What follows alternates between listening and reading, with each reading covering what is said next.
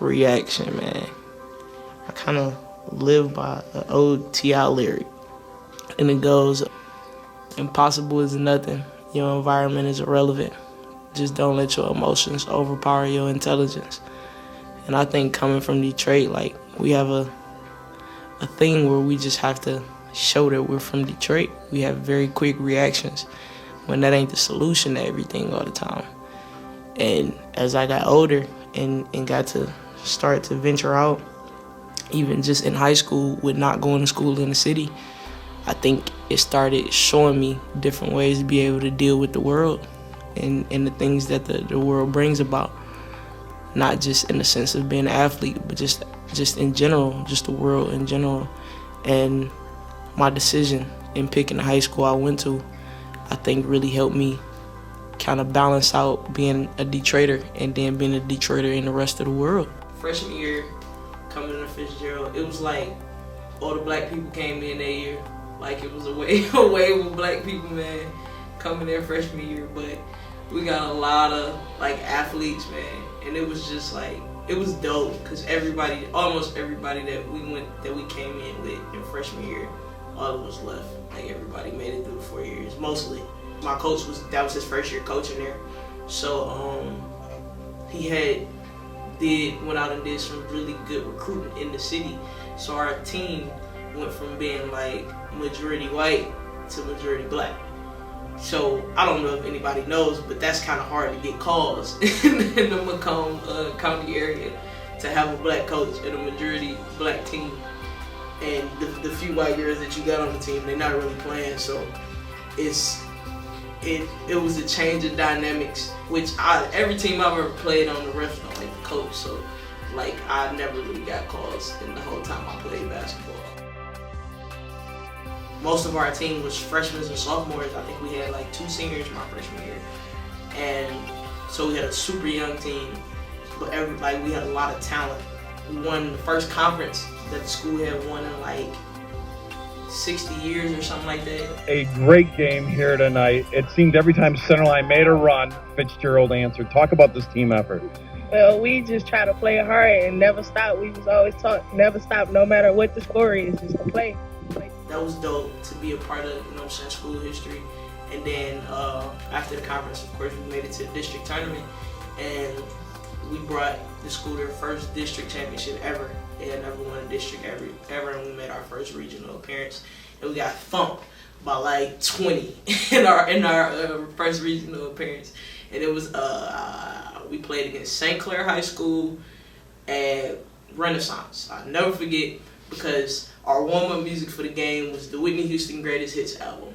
And if anybody know me, they know I'm a huge Whitney Houston fan. So I was jamming in warm-up. I was good. And my teammates was having aneurysms. So we ended up losing pretty bad. Heading into sophomore year, we had a lot of returners. So my sophomore year became our upperclassmen's junior year. And all of us had pretty solid years.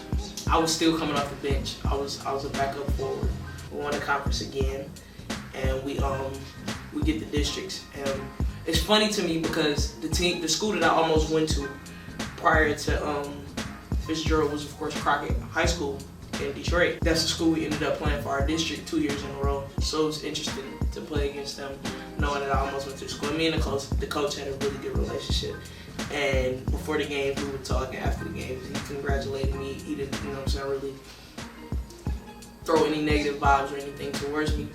So it was cool to win that, especially against a city team, and especially when everybody think in the school, everybody think you're gonna lose. Like, of course, we go to a suburban considered school, so everybody, like, even the black kids in the school, like, man, y'all about to get thumped. Y'all about to play this black school. So to go in, and win, especially the first district, to win the way we won, like, it was a big deal for us. And then I'm starting to get closer to the teams that I want to play. Our regional appearance, we played Country Day, and Country Day had this girl named Madison, and this was a big white girl. I'm talking about, this girl was huge. And we ended up losing, I think, by 20 again. Like, so to a certain point, you just like, man, when is we ever gonna get out of the first round of regions, man? Like, it was like we couldn't get over that hump. Do the same thing the following year, man. We come back in the summer, we train, play together. We lost a few pieces, but we added a few really good ones, and all of us, you know what I'm saying, worked really hard that summer. So now the juniors are now seniors, and you know what I'm saying, sophomores are now juniors. So we've been playing with each other for 3 years. So our chemistry is exactly where it needs to be, and then we added the exact pieces we needed to add for the upcoming season. We added Riri Turner and Shantanique Thompson. We just had everything we needed, like all the way from the starting five on down. So junior year, this was my first year starting.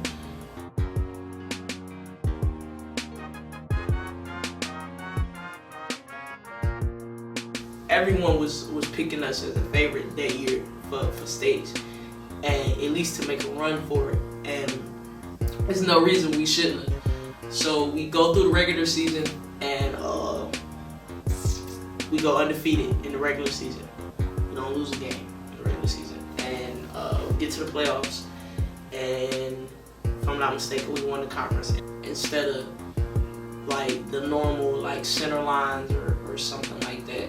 We ended up playing Persian, first round of district, and I don't talk about this game much because it still bothers me kind of to this day. I got in foul trouble, and it was frustrating because nobody could check me.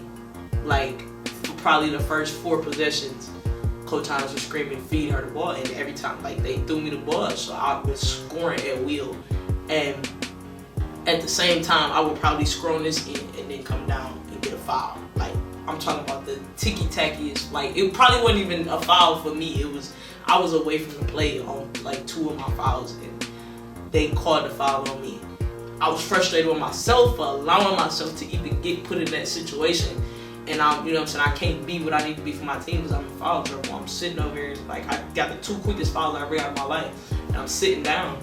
So I think I was out in the first quarter.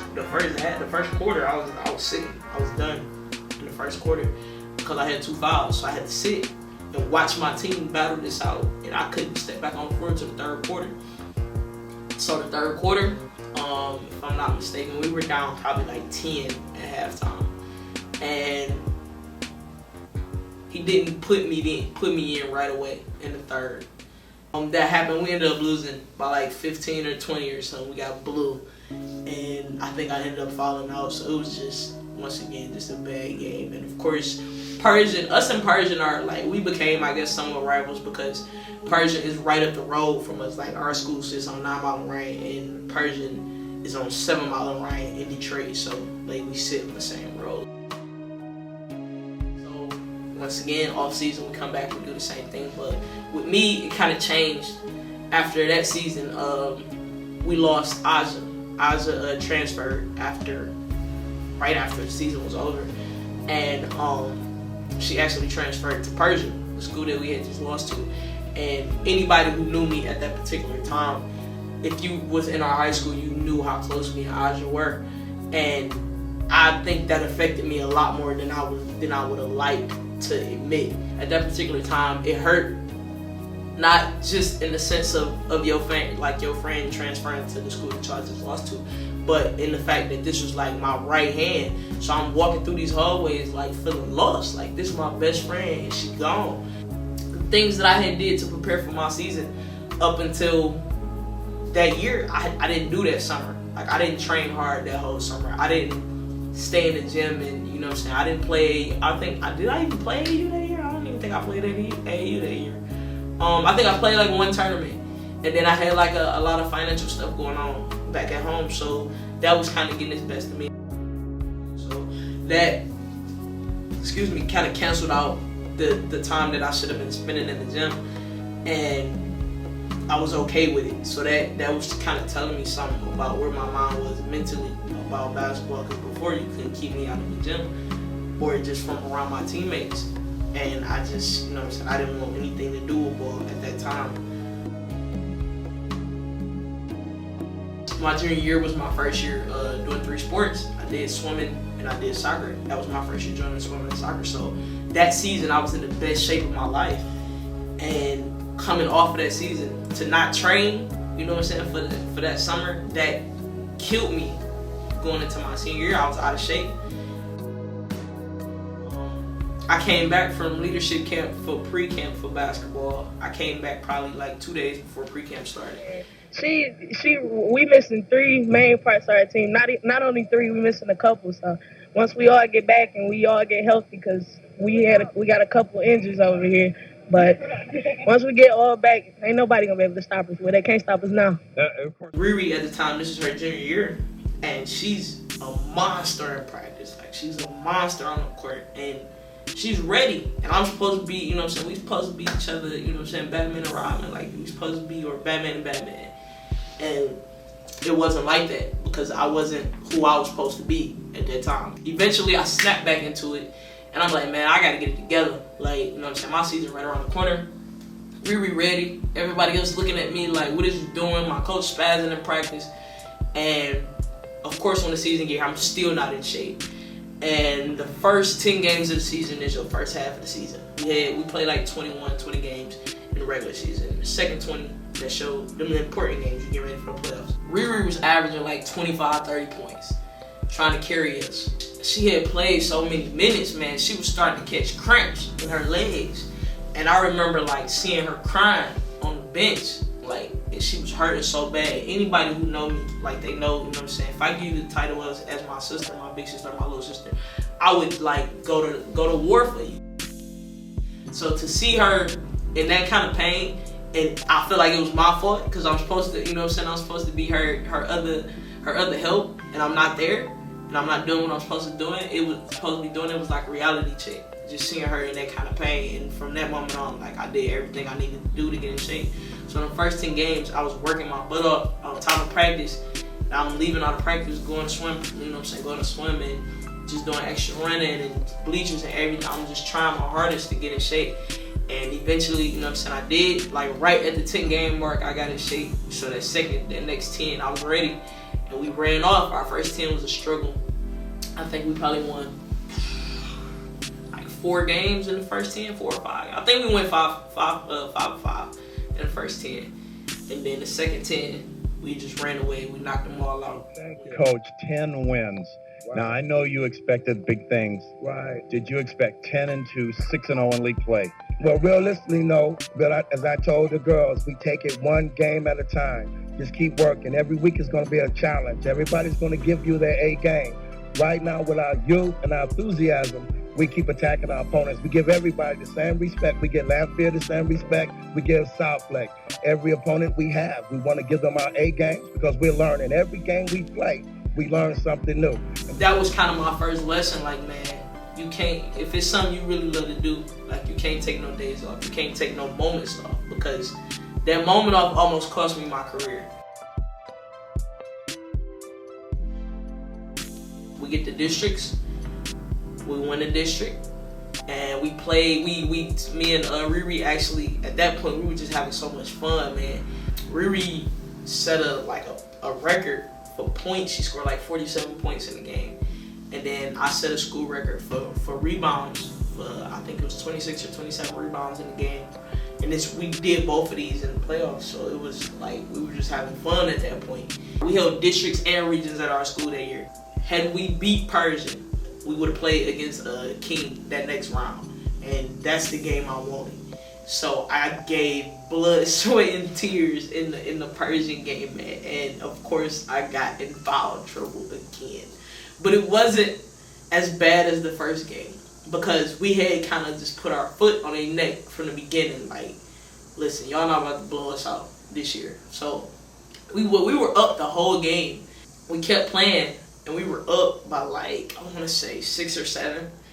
And this one girl stepped up, man. It's knocked down 3 quick threes. Bow. Bow. The first 2, she tied the game up. And then the last one was just like at the buzzer, I think. No, it wasn't even, ended up being a 2. Her foot was on the line. It wasn't at the buzzer, but she came down, she shot. And it was off of a bad rotation. So our starting center my senior year was a freshman. So it's just really a freshman mistake. And go into overtime, my coach draws up a play, he draws up a perfect play. But the only issue with the play was, do you allow me to take the ball out, which is at the time I was the best person to take the ball out, or do you put me in the post and inbound the ball to me for me to score the last basket?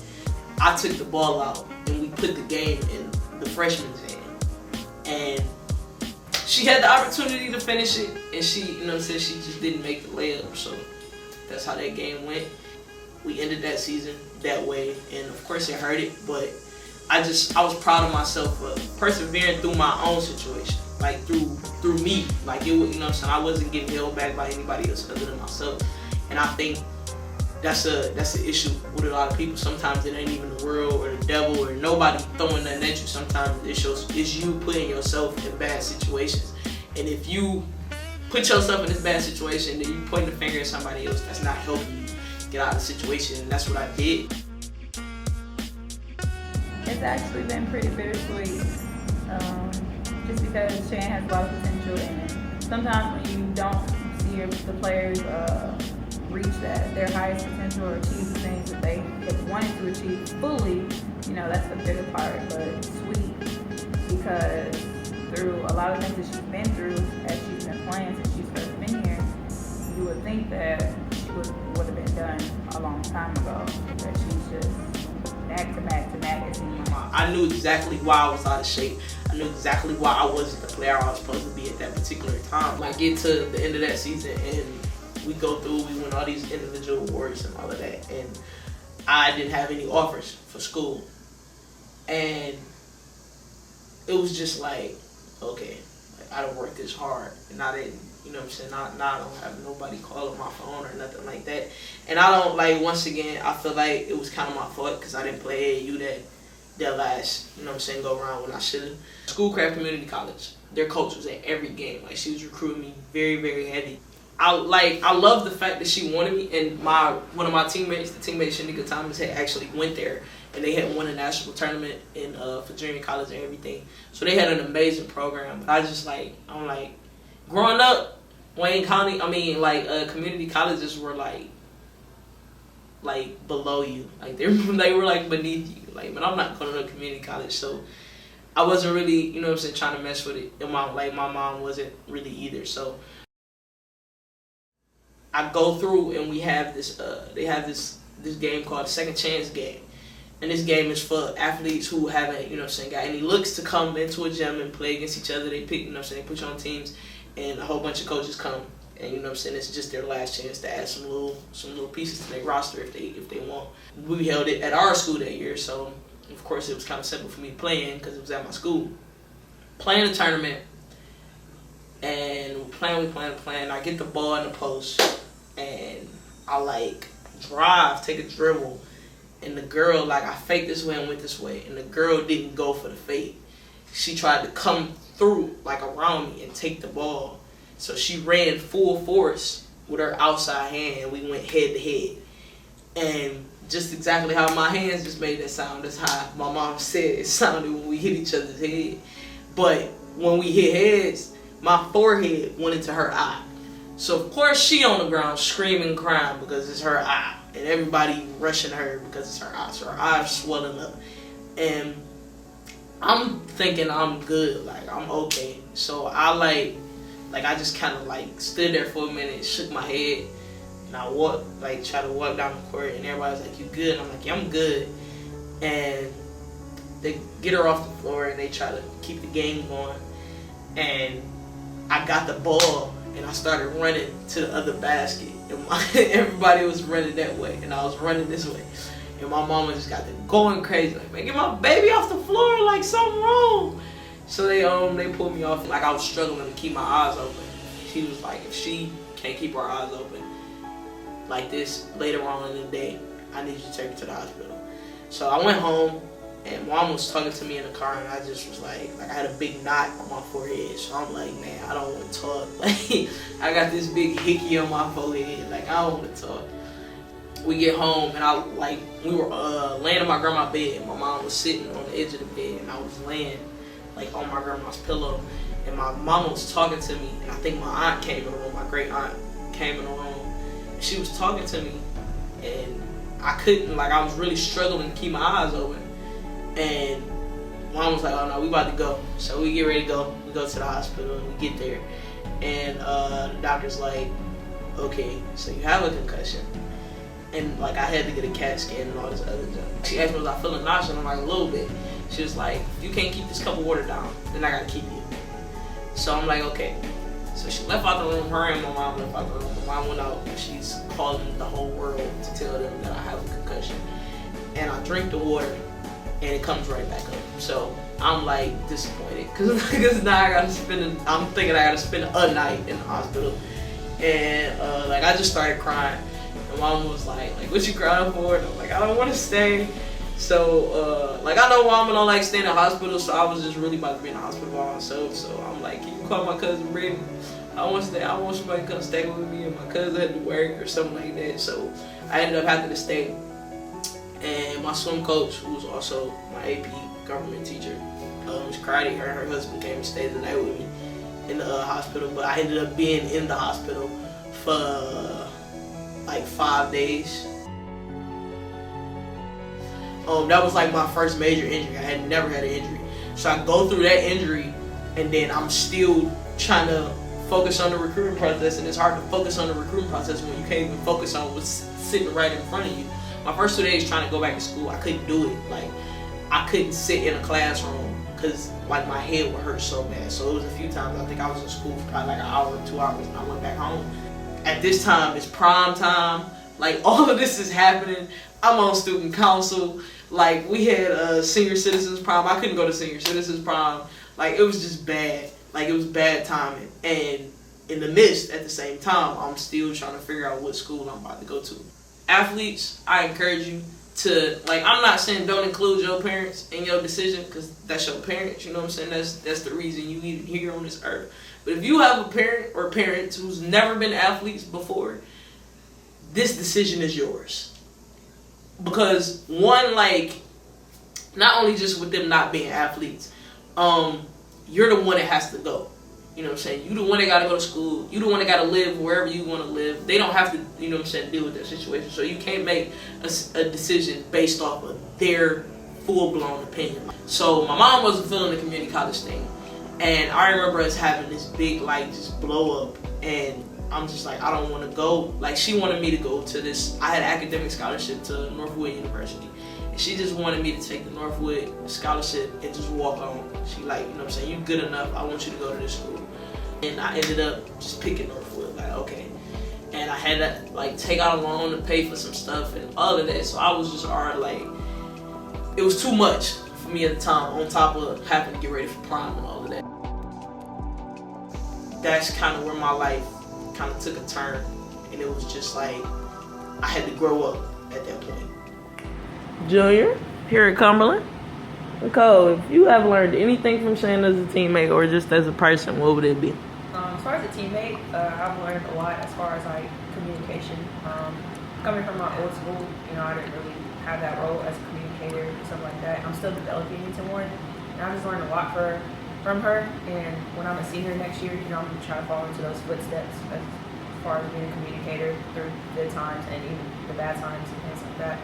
I learned how to push through injuries. It's really encouraging to see someone who's been through a lot, and to see them push through it. And as far as a person, I think that this year I've learned so much about God's sovereignty, because Shan taught me about that, about how God is sovereign over everything and anything. And just throughout her injuries, she still kept her faith and things like that. And so I really look up to her as far as a Christian friend outside of basketball and things like that. So Here with Solomon Campbell, current trainer here at Cumberland University.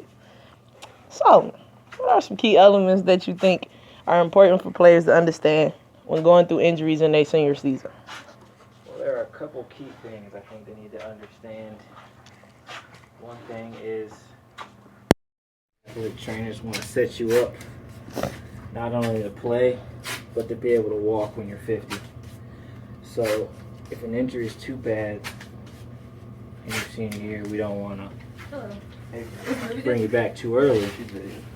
But we also understand, because we all were mostly athletes as well, we also understand that this is your last go-around. So we want to get you back as quick as we can. All right. That's it? That's it. All right. Even though you haven't been here for both of her years, what do you think about Shan as a player and as a person? I've got to know Shan very well since I've been here. She was one of the first athletes I met when I came into Cumberland. I think as a player, she's very smart. She reminds me a lot of my best friend, the way he plays. Very smart player, very aggressive, fundamentally sound, but not so much that she can't get the shoot dirty work. Always in the right spot at the right time. Now, as a person, I think Shan's very chill. She can hang with me and my boys for sure. Fit right in. That's it? That's it. All right. Senior Chelsea Hall, man.